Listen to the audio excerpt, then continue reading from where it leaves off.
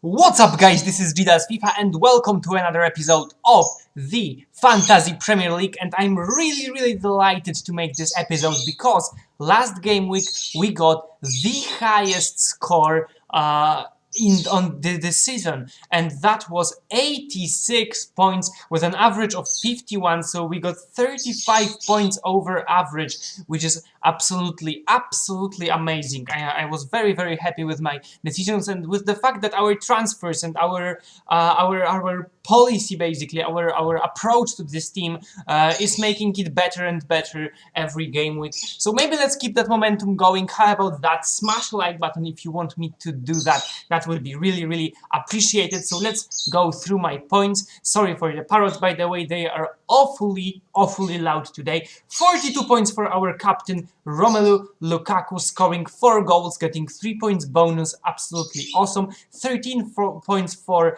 Jermaine Defoe with 2 goals, Diego Costa with 2 assists and 8 points. Other than that, not much.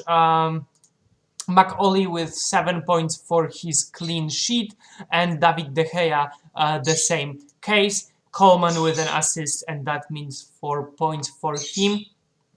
So yeah, I'm happy. I'm very happy with the team, and I'm going to make a change because, as I promised in the last video, if we look to the future, the next game week, this game week is going to be pretty standard, but then we won't have 4 teams in the next game week on the game week 26, and that's going to be, from the looks of it, Southampton, Arsenal, Man City, and Man United. So no these players. No players from those teams, and that won't touch us that much because we've got just De Gea and Sanchez from those 2 teams, and we can easily go for Jakupovic, who is actually playing quite nice, and that's going to be his game against Burnley. And then we're going to buy a midfielder for Clayton, who I'm not really happy with. I'm not playing him, and I think that might be a reasonable option. So let's go and do that. And I'm going to buy a newly transferred player from Hull City, who are doing better and better every game, and that's going to be Ndiaye. There he is, Alfred Ndiaye.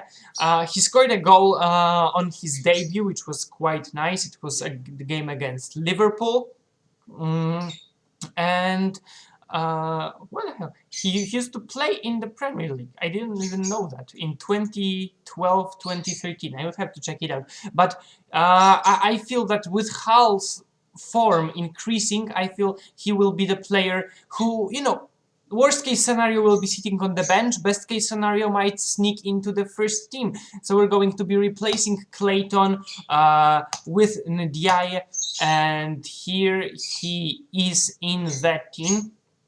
And he will be replacing Sanchez in the game week when Sanchez will not be playing. So let's make this transfer easy breezy and create our team for the next game week. We're gonna have, of course, David De Gea, of course, Cahill. I'm thinking Van Aanholt and Coleman, and maybe McAuley as well. So I don't think there's much I want to change in this team actually right now. Maybe except for putting Phillips for Adam Lallana, because I don't believe that he is going to do that great. Liverpool are on the downward spiral, which makes me, as a Man United fan, quite happy. And I don't think they're gonna win against Tottenham. That's just as easy as it may seem.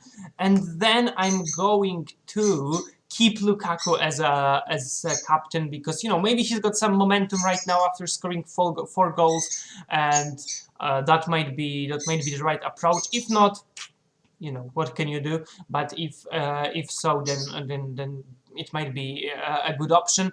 Diego Costa hopefully will score some bangers against Burnley, and we'll get some points off him as well. So let's save our team right here and proceed to some recommendations. And I've got some quite unusual recommendations for you guys, starting from the defender. And actually this one is not that unusual. It's Marcos Alonso, who I wish I had in my team because he is awesome. I would definitely swap Cahill for Marcos Alonso.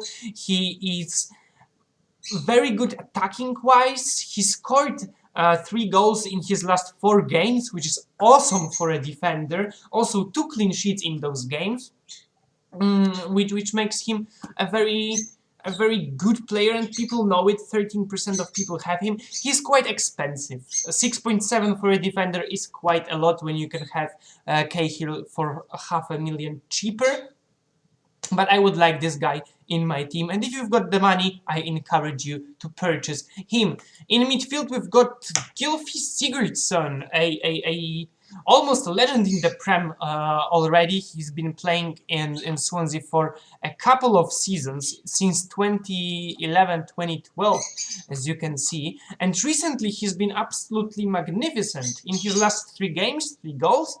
Absolutely awesome. And Swansea are also going up in the world, so that's going to be a very interesting relegation battle this season, with Hull, with Sunderland, with Swansea actually starting to play better and better and better, and with teams such as Crystal Palace not doing that great, I feel, and teams such as Leicester, the champions, actually being right on the verge of relegation, of the relegation zone right now.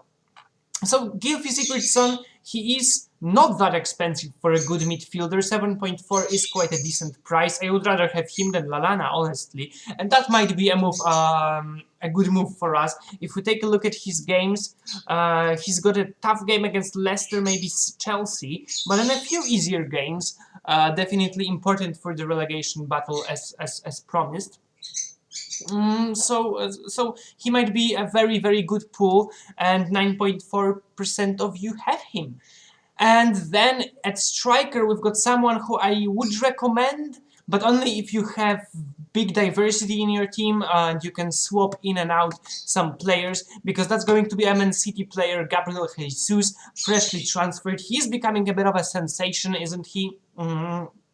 He scored 3 goals and had an assist in his last 2 games, which is quite amazing for the youngster, and I feel that his price is a bit too high. 9.2 is enough to buy a Lukaku, almost enough to buy a Lukaku. So you have to be careful with this player, and you have to keep in mind that he won't be playing in the next game week. But, you know, he is a creative option. He's a good option for someone who has a lot of players that he can swap. If you don't have a bench with just random players who are sitting there all the time, and you can easily move them in and out, then Gabriel Jesus might be a good option for you. So that's going to be the end of the video, guys. I hope you enjoyed it. Make sure to leave a like if you did, and subscribe if you have not already. Of course, you can check me out on Twitter or write to me in the comments as always. And I will see you next week. And I think that next week we have the comeback of the Champions League, which means that over the weekend you might expect the UEFA Champions League Fantasy video, which is going to be back. I will see you then. Bye!